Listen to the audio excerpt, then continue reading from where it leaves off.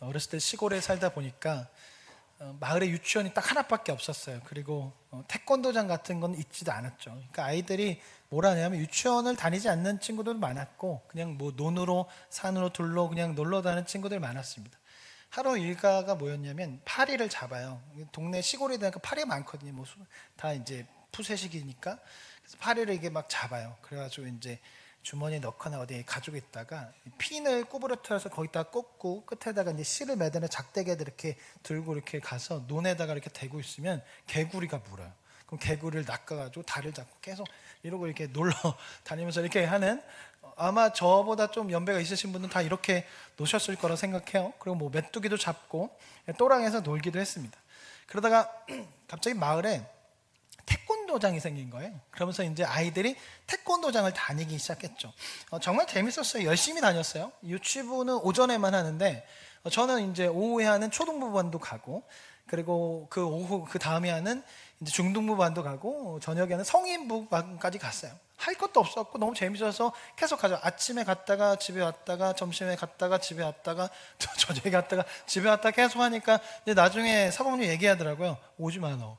그러니까 왜냐하면 관비를 딱 한 타임씩만 내고서 하루 종일 계속 내 타임을 다 뛰니까 이제 이 사범도 이제 좀 짜증나고 해서 이제 여러 가지 것으로 해서 결국은 쫓겨나서 한 타임만 갔었는데, 근데 어느 날 이 사범님이 저희를 다른 도장에 좀 데리고 가셨어요. 저희 유치부를.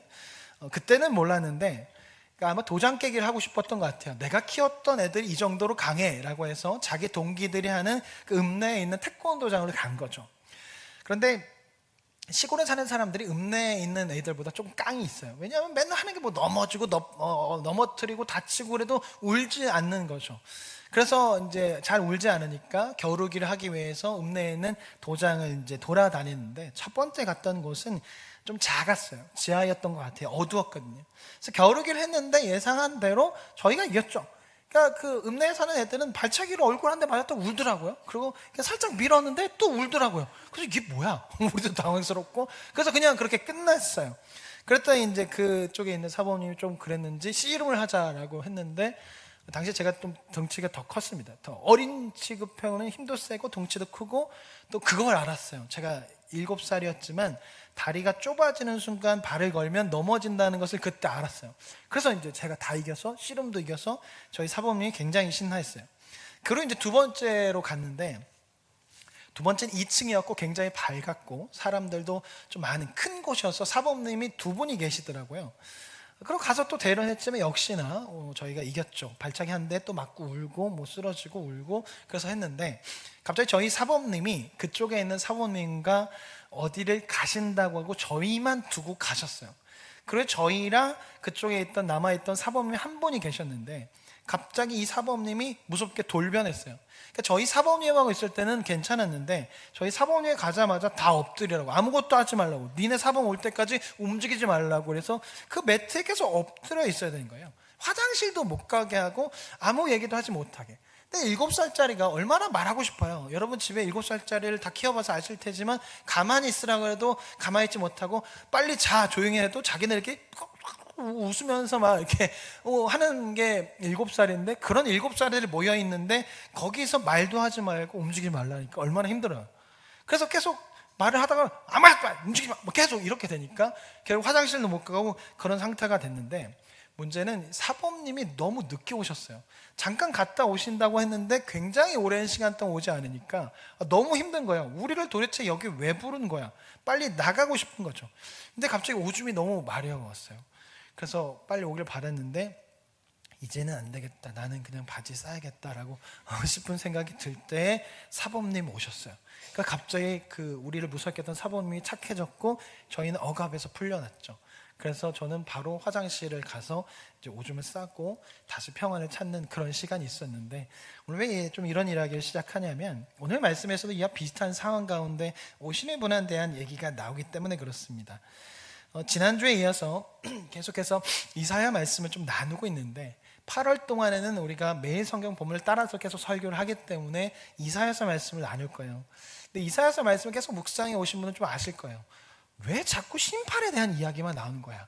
이게 또 이사야 선지서는 또 시적인 표현이 많아서 이게 무슨 말 하는지도 잘 모르겠거든요. 그런데 계속 말하는 게 뭐냐면 심판에 대한 이야기가 계속 나오니까 묵상하기가 굉장히 어려울 거예요. 묵상하시는 분들은 어려울 거예요. 중간에 회복이 잠깐 나왔지만 그래도 또다시 심판에 대한 말씀이 나와요. 그 이유는 이들에게 아직 기회가 있기 때문에 그렇습니다. 그러니까 아직 심판이 임하기 전이기 때문에 이들에게 기회가 있어서 계속 하나님께서 심판에 대한 이야기를 하시는 거죠. 근데 문제는 남유다 백성들이 심판에 대한 이야기를 할 때마다 그 얘기를 듣지 않아요. 그러니까 선지자 쪽에서 계속해서 너희 그러다 심판당한다, 돌이켜라 돌이켜라 라고 이야기를 하지만 그들이 듣지 않는 거예요. 왜냐하면 이들에게는 성전이 있었거든요. 이들 생각에 성전은 하나님께서 임재하시는 곳이기 때문에 우리에게는 성전이 있기에 절대로 망하지 않을 거야. 문제가 생기면 성전에 가서 제사를 지내면 되지라고 생각했어요. 그러다 보니까 이들이 뭐냐면 하나님께서 하시는 말씀보다 성전이 더 우선되는 거예요. 그래서 하나님이 그렇게 니네 심판당할 거다 말씀하시는데 성전이 있으니까 괜찮을 거라고 생각하는 거죠. 그래서 이사야가 주님 제가 가겠습니다라고 얘기를 할 때 하나님께서 말씀하시죠. 그래 가. 하지만 그들은 듣지 않을 거야. 들어도 깨닫지 못할 것이고 보아도 알지 못할 것이야 라고 그렇게 말씀하시잖아요. 그만큼 남녀다가 돌이킬 가능성이 낮았고 자신의 모습에서 잘못됨을 보지 못했어요. 그래서 결국 하나님께서 심판을 결정하시고 심판을 말씀하시는 거죠. 하나님은 오래 참으시는 분이시지만 영원히 참으시는 분이 아니시거든요. 또한 하나님께서 남유다의 심판을 결정하신 이유 중 하나가 뭐냐면 의인이 악인에 의해서 계속해서 괴롭힘을 당했기 때문이에요. 정의와 공의가 사라진 남유다 안에서 정의를 지키며 공의를 지키며 살아가는 그 의인들이 악인들에 의해서 손해를 보고 괴롭힘을 당하고 억울한 일을 당했거든요. 말씀에 나온 대로 정직을 행하였는데 손해를 보는 거예요. 공의를 실천했는데 감옥에 가는 일이 벌어지는 거예요. 벌금을 무는 거예요. 말씀대로 행하면 의롭게 사는 자들은 점점 못 살게 되고 억울한 일을 당하는데 오히려 반대로 말씀에서 벗어나서 자기 마음대로 살아가는 사람들, 불의를 행하는 사람들은 점점 잘 살게 되는 거예요. 이런 시간들이 오랜 시간 계속 진행되다 보니까 의인들이 소망을 잃기 시작하는 거예요. 오히려 악인들이 소망을 가지고 의인들은 소망을 잃은 채 살아가게 되는 거죠. 그래서 하나님께서 심판을 선택하셨습니다. 믿음을 지키다가 소망을 잃어버린 의인들을 위해서 여전히 그 정의를 지키며 말씀대로 살기 위해서 버티고 있는 그들을 위해서 하나님께서 심판을 결정하신 거죠. 근데 하나님께서 심판을 말씀하시는 것이 아니라 심판 후 회복이 있을 것을 말씀하시고 그리고 진정한 하나님의 나라에 대해서도 말씀하세요. 그러니까 심판이 끝나고 그날이 되면 회복이 올 것이고 회복이 이루어진 곳에서 살게 될 것이다 라고 말씀하시는 거죠. 그러니까 지금과 같은 세상이 아니라 정의와 공의가 실행되는 그런 세상이 올 것이다 라고 말씀하시는데 오늘 말씀은 이제 그 나라를 이루실 분에 대해서 이야기하는 겁니다. 같이 1절 말씀을 한번 읽어보겠습니다. 1절 화면에 있습니다. 자, 시작.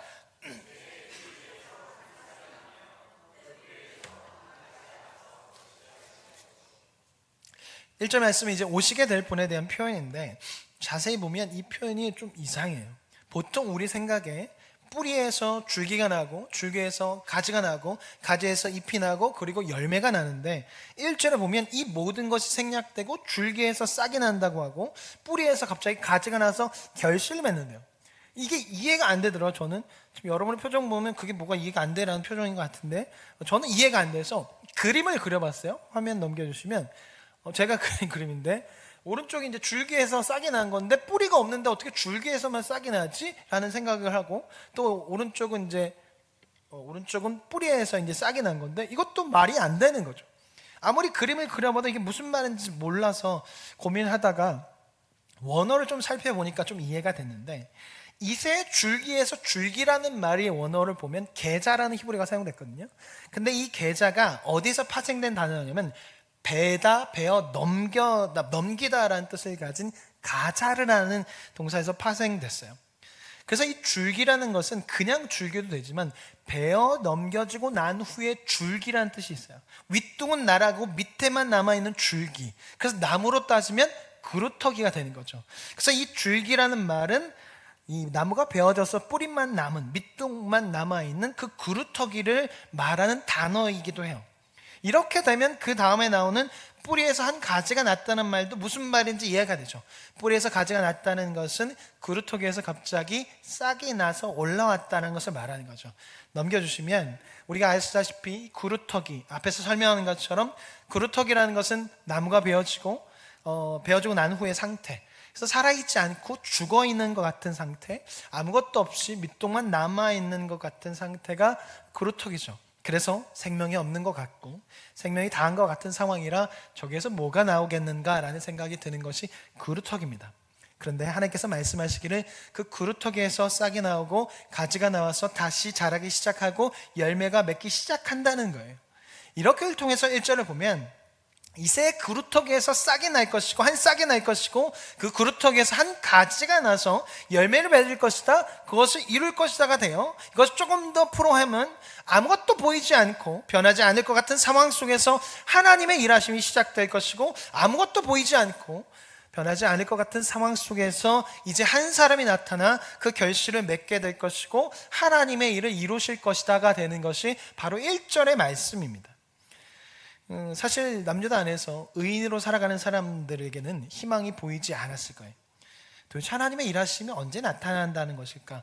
정말 이 나라는 하나님께서 통치하는 나라가 맞을까라는 생각이 들었을 거예요. 왜냐하면 사람들이 고아와 과부를 돌보지 않아요. 말씀에는 고아와 과부를 돌보라고 하는데 그렇지 않고 오히려 그들의 재산을 빼앗고 그들을 괴롭혀요. 그래서 정의를 실천하는 사람들이 그것을 보고서 그들을 보호하기 위해서 그것이 잘못됐다고 얘기하는데, 불의를 행하는 사람들이 재판장에게 돈을 주고 매수해서 오히려 보호하려고 나선 사람들, 정의를 지킨 사람들이 감옥에 갇히고 그들이 재산을 뺏기는 일들이 벌어지는 거예요.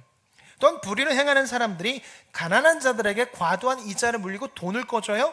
그래서 돈을 갚지 못하자 남아있던 땅마저도 빼앗아 버리고 그들을 종으로 만들어 버리고 그들의 아내를 빼앗고 그들의 자녀를 종으로 삼아 버렸어요. 그러면서 이들이 뭐라고 말하냐면, 부자가 되었으니까 나는 하나님께 복 받았다라고 그렇게 말하는 거예요. 그리고 그 돈 가지고 사치와 향락을 누리는 거죠. 정직을 행하고 그것이 잘못됐다고 말하는 사람들은 오히려 누명을 쓰고 나쁜 사람이 되었는데, 불의를 행하는 사람들은 오히려 정의를 행하는 사람처럼 복을 받은 사람처럼 되어버렸어요. 말씀대로 되는 것이 하나도 없는 것처럼 느껴지는 거죠. 이런 세상을 살다 보니까 소망을 가질 수가 없는 거예요. 희망을 가질 수가 없는 거예요. 과연 그날이 오기는 할까? 과연 말씀대로 되는 걸까라는 생각이 계속 들 수밖에 없는 거죠. 한 장 넘겨주시면 신경정신과 의사였던 빅터 프랭클이 쓴 죽음의 수용소라는 책이 있습니다. 저도 이 책을 누군가에게 선물 받아서 읽었는데 내용이 이렇습니다. 이 프랭클이라는 사람이 2차 세계대전 당시에 아우슈비츠를 비롯한 나치 강제 수용소에서 갇혀서 인간이 겪을 수 있는 가장 처참한 비극을 경험했어요. 수용소에 도착하자마자 가족과 생이별을 하게 되죠. 그들이 가스실에서 죽었다는 얘기를 들어요. 굶주림으로 죽었다는 소식을 들어야 했습니다.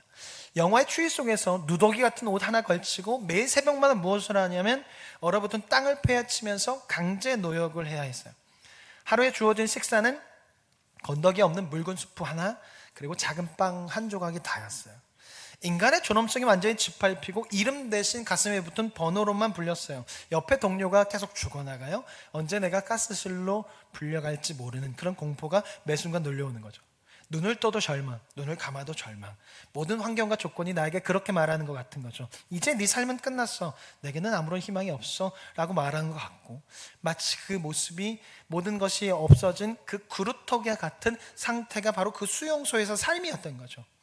근데 이 신경정신과 의사였던 이 빅터 프랭클이 그 수용소에서 아주 놀라운 사실 하나 발견하는데, 그게 뭐냐면 수용소에서 가장 먼저 죽어간 사람들이 몸이 허약한 사람이 아니라 내게는 더 이상 소망이 없다라고 하며 삶의 의미를 포기해버린 사람들이 가장 먼저 죽었다는 거예요. 반면에 끝까지 살아남은 사람들은 어떤 환경 속에서도 소망을 잃지 않은 사람들이었어요. 빅터 프랭클 역시 그 비참한 노역의 현장 속에서 사랑하는 아내의 얼굴을 계속 떠올리며 언젠가 나는 나가서 자유를 얻어서 하나님이 주신 삶의 의미를 강연하는 그런 자신의 모습을 계속 마음속으로 그리며 견뎌낸 거죠. 근데 남유다 안에서 의인으로 살아가는 사람들의 상황이 이와 비슷했던 거예요. 눈앞에 펼쳐지는 상황을 보면 불의가 승리하고 있는 것처럼 보여지는 거예요. 하나님께서 아무런 일도 하시지 않는 것처럼 보이는 거예요. 희망을 가질 수 없어요. 소망을 가질 수 없어요. 말씀대로 살아가는 것이 무슨 소용이 있어, 아무 의미가 없어 라고 생각하는, 아무 의미가 없는 것처럼 느껴지는 거죠. 이런 가운데 하나님께서 그들에게 말씀하시는 거예요. 남은 자들을 위해서, 말씀대로 살기 위해서 애쓰는 자들을 위해서 말씀하시는 거예요. 그날이 올 것이다. 지금은 아무것도 보이지 않고 절대 그런 일이 벌어지지 않을 것 같은 상황 가운데 있지만 그날이 올 것이다. 이새의 구루터기에서 싹이 나며 한 가지가 나와 결실 맺는 것처럼 그날이 되면 회복이 일어날 것이고 그것을 이루실 분이 오셔서 그 모든 것을 이루실 것이다 라고 그렇게 말씀하시는 거죠. 그리고 그렇게 해서 오신 분이 우리가 너무나 잘 알고 있는 예수님이신 거죠. 예수님께서 죄로 물들어버린 이 세상 가운데 오셔서, 죄악으로 가득 찬 세상 가운데 오셔서 소망을 갖게 하시고 어둠에서 빛으로 나아가게 하시고 도저히 앞이 보이지 않는 상황 가운데, 그래서 소망을 잃었는데 예수님을 통해서 앞을 보게 하시고 소망을 갖게 하신 거죠. 근데 예수님께서 믿는 이에게만 희망이 되시고 소망이 되시고 구원자 되시는 것이 아니라 믿지 않는 자들에게도, 불의를 행하는 자들에게도 소망이 되시고 구원자가 되어주시기 위해 오셨어요. 왜냐하면 예수님께서 이루실 세상은 정의와 공의가 가득 차고 미움과 다툼과 아픔과 고통이 없고 서로가 서로를 사랑하는 세상이기에 예수님께서 믿는 이들도 구원하기 위해 오셨지만 죄인들도 구원하시기 위해서 이 땅 가운데 오셨죠. 그리고 예수님께서요, 그 모든 것을 다 보여주셨어요. 낮아지심을 보여주셨어요. 희생을 보여주셨어요. 인내한다는 것이 무엇인지 보여주셨어요. 성경에 나온 그 하나님의 성품이 무엇인지 직접 몸으로 보여주신 거예요. 하나님의 뜻이 무엇인지 글로 기록되어 있는 그 하나님의 모든 뜻과 성품을 직접 내려오셔서 몸으로 보여주신 거죠. 이새의 줄기라는 말이요, 여기서 사용됐는데 이새의 줄기라는 말은 다윗의 왕조를 낮춘 말이에요. 그러니까 다윗의 줄기로부터 나왔다라고 해도 되는데, 이새의 줄기라는 말을 쓴 것은 다윗이 왕이 되기 전에 그 광야에서, 시골에서 이새의 아들로서 양을 칠 때 모습처럼 예수님께서 왕의 모습으로 오시는 것이 아니라 이제 낮은 자의 모습으로 오신다라는 거죠. 그리고 실제로 예수님은 인간이 되셨고 낮은 곳으로 오셨습니다. 화려한 왕궁에서 태어나지 않으셨고 베들레헴의 작은 마을의 구유에서 태어나셨어요. 세상 사람들이 주목할 만한 모습으로 오신 것이 아니라 연약하고 보잘것없는 아기의 모습으로 오셨죠. 그리고 정말로 못 산다고 하는 그 갈릴리에서 살아가셨어요.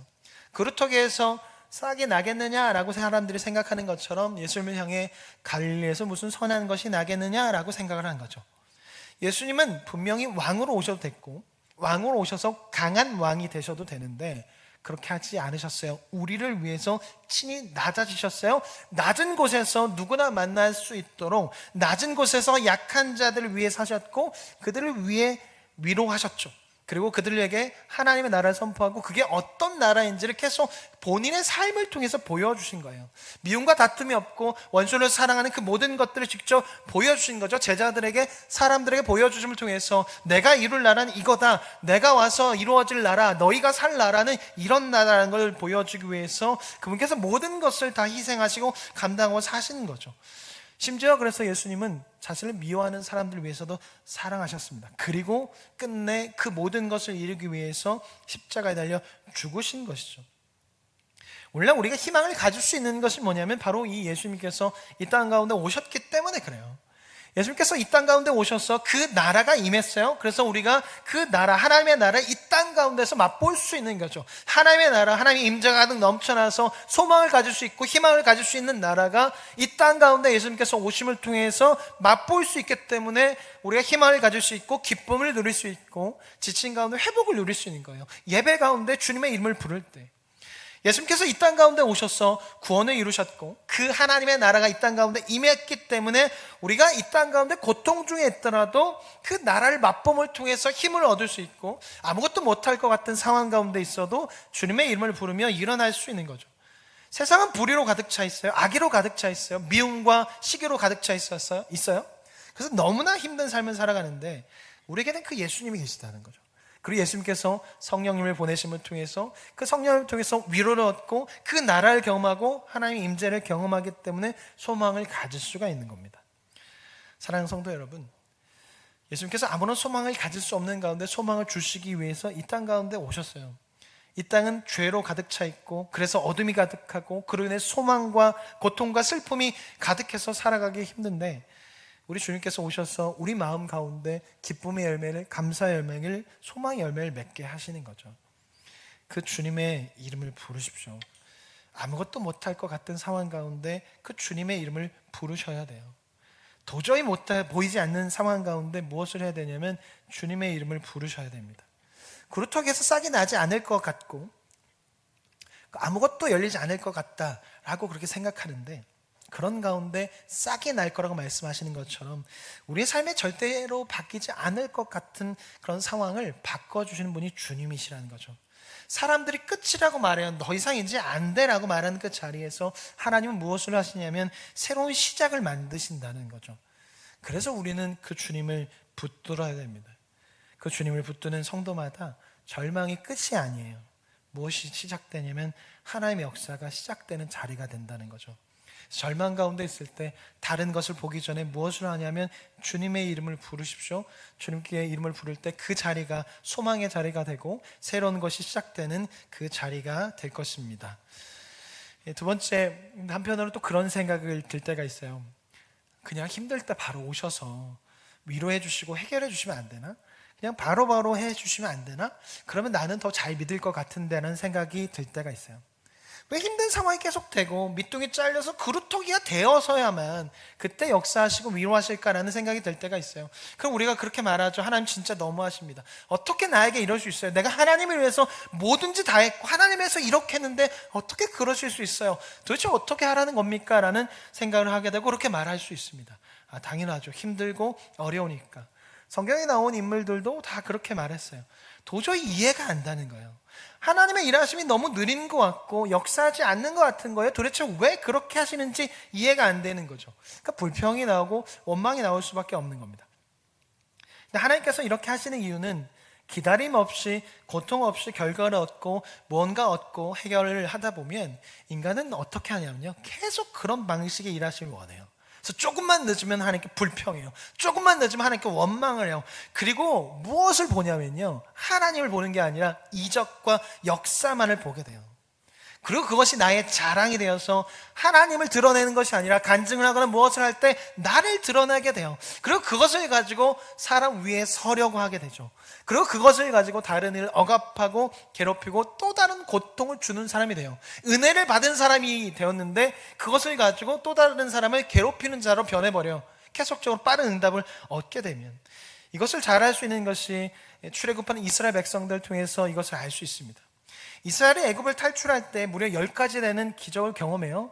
하나님께서 그들을 기이히 여기셔서 그 기적을 계속 보여주시는 거예요. 첫 번째 이적이 끝났어요. 그리고 한참 있다가 두 번째 이적이 나오는 것이 아니라 얼마 안 있다가 또 두 번째, 그리고 세 번째, 네 번째, 계속해서 10번째 기적이 계속 연달아 이루어지는 거죠. 그리고 홍해를 건널 때도 뒤에서 애굽의 군사들이 쫓아오니까 이스라엘 백성들이 울부짖죠. 그때 하나님께서 모세를 통해서 홍해를 갈라게 하시고 건너게 하세요. 그랬더니 이들이 무엇을 못하냐면 기다리는 것을 못하는 거예요. 조금만 늦는 것 같으면 원망하고 불평하는 거죠. 조금만 늦는 것 같으면 하나님은 없는 것 같다고 말하고 그러는 거죠. 그리고 결국 뭘 해요? 하나님으로부터 돌아서요. 그리고 애굽으로 돌아가겠다고 말하고 애굽에서 섬기던 우상이 훨씬 더 낫다라고 말하는 거죠. 그러니까 이적을 경험했지만 이들에게 그 이적이 믿음에 되지 않았던 거죠. 근데 남유다 왕들도 마찬가지예요. 남유다 왕들의 모습을 보면 처음에는 하나님의 일하심을 경험했을 때 하나님을 바라보는 것 같지만 뒤에 가서는 하나님을 바라보지 않거나 아니면 하나님과 우상을 동시에 섬겨요. 또한 남유다 왕들도 출애굽한 백성들처럼 기다리지 못하죠. 빠른 응답을 원해요. 그래서 무엇을 하냐면 성전에 가서 기도했다가 응답이 느린 것 같으면 산당을 가는 거예요. 없앴던 우상을 다시 만들고 산당을 만든 이유가 여기 있는 거예요. 하나님께 말씀드렸는데 응답이 내 생각이 느린 것 같으니까 주변에서 그 우상 용하다던데 그러니까 우상 가져오고 산당 다시 짓고 우상 다시 만드는 거죠. 기다리지 못하는 거예요. 우상에 가고 결국 자기 자랑에 교만에 빠져버린 거죠. 이처럼 인간은 어떤 것을 빠르게 얻거나 아무런 과정 없이 고통 없이 근심 없이 얻게 되면 그것을 자신의 힘으로 얻었다라고 생각해요. 그리고 그것을 주신 하나님을 보는 것이 아니라 그것을 얻은 나를 보게 돼요. 그럼 자랑이 되죠. 내가 얻었어. 내가 기도해서 얻었어. 내가 기도해서 힘든 가운데 이겨낸 거야. 내가 해낸 거야 라고 생각하면서 하나님을 보지 않아요. 이렇게 되면 이적이라는 것, 그 하나님이 일하시면 오히려 해가 되고 나를 높이는 데 사용되는 거죠. 그래서 하나님께서는 때로는 우리의 삶 가운데 역사하실 때, 일하실 때 시간이 흐르고 난 후에, 그리고 과정을 거친 후에, 낮아지고 난 후에 일을 하실 때가 많아요. 구루터기처럼 아무것도 나오지 않을 것 같은 상태가 되었을 때 역사하시고 일하실 때가 있는 거죠. 그리고 이 상태가 되면 어떤 상태가 되냐면 예수님을 볼 수 있는 상태가 되고, 예수님께서 낮아지신 것이 무엇인지 알게 돼요. 내가 낮아졌으니까. 예수님 낮은 곳에 계시거든요. 근데 내가 낮아지니까 그곳에서 예수를 만날 수 있어요. 그리고 그곳에서 예수님의 그 십자가 사랑이 무엇인지 알게 되는 거예요. 예수님께서 알려주신 삶이 무엇인지 알아서 그 삶을 살고 싶어 하시는 거예요. 우리에게 힘이 남아있고 우리 힘으로 무언가 이루었다고 생각이 들 때는요, 예수님의 낮아지심이 무엇인지 생각하지 않아요. 그리고 예수님의 십자가와 그 낮아짐이 우리에게 크게 그렇게 다가오지 않거든요. 근데 우리가 낮아지면, 힘이 빠지면 그 예수님께서 하신 그 낮아지심이 무엇인지 공감이 되고, 또 예수님의 죽으심과 십자가 부활하심이 그게 얼마나 크신 사랑인지, 얼마나 말도 안 되는 큰 사랑인지 알게 되는 거죠. 그래서 우리의 삶에는 그루터기와 같이 아무것도 보이지 않는 때가 오기도 하고, 이새의 줄기처럼 낮아짐의 시간을 보내는 때가 있어요. 그 시간을 통해서 하나님의 사랑을 더욱더 알게 되고, 예수님의 내려오심이 무엇인지 더욱더 알게 되어서 하나님 나라 백성으로 살아가게 되기도 하고, 예수님처럼 공의를 지키며 정의를 지키는 삶을 살고 싶어져서 그런 삶을 살아가는 거죠. 사실 우리는 그루터기의 시간을 보내지 않으면요, 하나님을 찾지 않아요. 그리고 예수님의 십자가에 대해서 깊이 생각하지도 않아요. 우리는 그루터기의 시간을 보내지 않고 편안한 시간을 보내면 어떻게 되냐면 다윗처럼 돼요. 다시 예전의 모습으로 돌아가게 되죠. 다윗이 밧세바를 보낼 때가 편안한 상태가 됐을 텐데 다시 옛 모습으로 돌아가요. 그리고 편안한 상태가 되면요, 무엇을 구하냐면 계속해서 그 편안한 상태만을 구해요. 그리고 그냥 대충 성경 읽고 자기 성찰도 안 하고 주변을 돌아보지도 않아요. 무조건 기도 제목이 뭐냐면 지금이 좋사오니 이 상태만 유지해 주십시오 해서 나만 보는 거예요. 나를 위해만 기도하는 거죠. 다른 일을 위한 기도, 교회를 위한 기도, 약한 자를 돌아보는 것, 주변을 돌아보는 걸 하지 않아요. 남유다 백성들이 그렇게 한 거예요. 처음에는 그렇지 않았겠죠. 근데 편안을 추구하다 보니까 계속적으로 자기만을 위한 기도, 자기만 보고 나만 잘 되면 되니까 결국 그것이 다른 사람을 괴롭히게 되는 거예요. 그래서 성도로서 살아가는 시간 가운데 그루터기의 가정이 필요한 거예요. 낮아짐을 경험하는 거예요. 그 시간을 통해서 겸손을 배우고 하나님이 어떤 분인지 알게 되고 예수의 사랑이 무엇인지 진짜 알게 되니까 우리를 구원하신 그 예수를 더욱더 찾게 되고 의지하게 되는 거죠. 사랑하는 성도 여러분, 우리에게는 소망이 없습니다. 이 세상에도 소망이 없어요. 오직 소망은 예수 그리스도뿐이십니다. 그 예수님께 소망을 둔 자만이 이 땅에서 하나의 백성으로 살아갈 수 있고 소망을 가진 채 살아갈 수 있어요. 이 땅의 억압에서 자유를 누릴 수 있고 죄의 속방에서 자유를 누릴 수 있어요. 그렇게 되면 그때서야 마음을 다해서 사람들에 나가서 예수님의 사랑을 전할 수 있는 것이고, 예수님을 통해서 자유를 누린 것이 무엇인지 그들에게 알려줄 수 있고 전할 수 있어서 그들이 참 자유를 누리고 평안을 알게 할 수 있는 거죠. 그리고 내가 낮아지니까 무엇이 보이기 시작하냐면 다른 사람들의 아픔이 보이기 시작하는 거예요. 다른 사람들의 어려움이 공감이 되기 시작하는 거예요. 그러면 그들을 아낄 수 있고 위로할 수 있는 거죠. 내가 낮아져 버리니까, 내가 그루터기가 되어버리니까. 그래서 우리가 예수님 안에서 낮아질 때 그것은 우리에게 오히려 유익이 될 수 있고 그것이 우리에게 복이 될 수 있습니다. 사랑하는 성도 여러분, 어떤 시간을 보내고 계신가요? 그루터기의 시간을 보내고 계신가요? 밑둥이 잘리는 것처럼 밑둥만 남은 그런 시간을 보내고 계신가요? 어쩌면 그 시간이 주님께서 역사하시기에 가장 좋은 때이고 주님의 은혜를 경험하기에 가장 좋은 때일 수 있습니다. 주님께서 역사하신 것이 믿음이 되기에 가장 좋은 때일 수 있어요. 낮아지면요, 낮은 곳에 계신 예수님을 직접 만날 수 있고 또 모든 것을 흡수할 수 있거든요. 그것이 교만으로 가는 것이 아니라 믿음으로 갈 수 있는 좋은 때이거든요. 그루터기가 되셨더라도 포기하지 마십시오. 계속 주님의 이름을 부르시고 계속 주님 말씀을 가까이 하시고 계속해서 주님께 구하십시오. 그루터기에서 싹이 나고 열매가 나는 것처럼 우리의 삶을 새롭게 하실 겁니다. 우리를 위해 이 땅 가운데 오신 그 주님께서 이 모든 것을 합력하여 선을 이루실 것이고 계속해서 위로해 주실 것이고 힘을 주실 것이며 어떤 경우에도 흔들리지 않는 믿음을 갖게 하실 것입니다.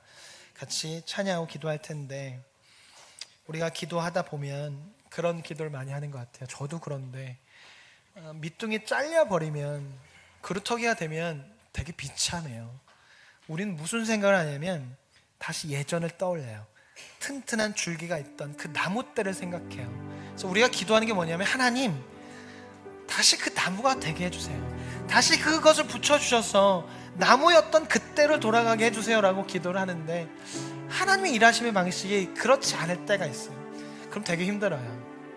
그루터기에서 하나님의 일하심은 그걸 붙여서 다시 강한 나무가 되게 하시는 것이 아니라, 그루터기가 된 삶에서 싹이 자라서 열매가 자라서 다시 그 상황에서 새로운 삶을 살게 하신 거예요. 약한 상태에서 다시 예전처럼 강한 육체, 강한 마음을 주시는 것이 아니라, 약한 상태에서 주님의 이름을 부르고 그 상태로 새로운 삶을 살아갈 수 있도록, 그 상태로 누군가에게 위로해 줄 수 있는 그런 일하심을 하나님께서 하시는 경우가 많더라고요. 그러니까 나이가 들면 이상하게 약해지더라고요. 저도 보면 그래요. 내가 이렇게 깡이 없었나? 내가 이렇게 약했나? 내가 이렇게 형편없었나? 그런 생각이 들어서 기도하는 게, 하나님 강해지게 해주세요 라고 기도하고, 예전처럼 체력도 마음도 영적으로 다 강하게 해주세요 기도하는데, 말씀을 보면서 그런 생각이 드는 거예요. 그루터기가 된 것에서 다시 나무가 되는 것은 어려운데, 싹이 나서 새로운 것을 시작하는 것이 더 좋은 거죠. 하나님께서 그렇게 역사하신다는 거예요. 내가 다시 강해지지 않을 수도 있어요. 예전처럼, 예전의 모습으로 회복되지 않을 수 있어요. 그런데 우리에게 소망을 가질 수 있는 것은, 하나님께서 그루터기가 된 그 상황 가운데 새로운 싹이 나고 거기서 열매를 맺게 하시고, 사람들은 그 열매를 통해서 예수를 볼 수 있게 한다는 거죠. 그럼 내 약함이 더 이상 약함이 아니라 강함이 되는 것이고, 내 약한 모습이 믿음이 없는 모습이 아니라 믿음의 모습이 되고, 그것을 통해서 사람들은 천국을 보고 예수님의 사랑을 알게 되는 거죠. 그루터기가 되셨습니까? 힘드실 거예요. 어려우실 거예요. 하지만 주님의 이름을 부를 때 그루터기가 된 내 삶 속에 열매가 자라나고 싹이 나가서 누군가에게는 위로가 되고 힘이 될 거라는 거죠. 같이 찬양할 때 기도하셨으면 좋겠습니다. 그루터기가 되었다면, 내 삶이 너무 지쳤다면, 하나님 그 가운데 새싹이 나와서 그것 통해 주님의 일하심을 보게 하시고, 그것 통해서 누군가에게 그 열매를 먹일 수 있도록 인도하여 달라고, 사용해 달라고 같이 기도했으면 좋겠습니다.